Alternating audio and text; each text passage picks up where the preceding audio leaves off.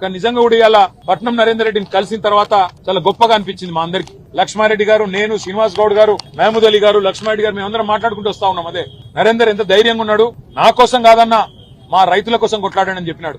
మా మహబూబాబాద్ లో మీరేదో సంఘీభావంగా ధర్నా పెట్టినారంటే బాగా చేయండి అని చెప్పి విజ్ఞప్తి చేసినాడు.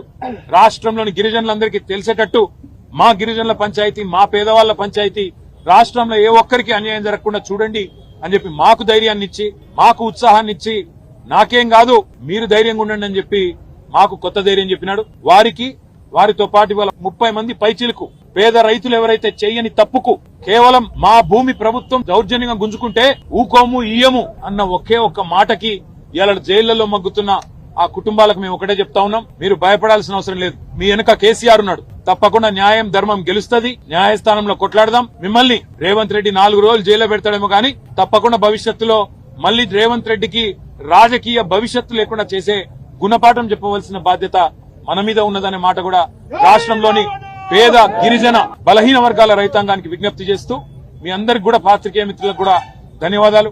ఈ పేదల పోరాటాన్ని ప్రజలకు తెలియజేసే విధంగా చెబుతున్నందుకు, చూపెడుతున్నందుకు మీడియాకు కూడా మా అందరి తరఫున కూడా ధన్యవాదాలు తెలియజేస్తాం.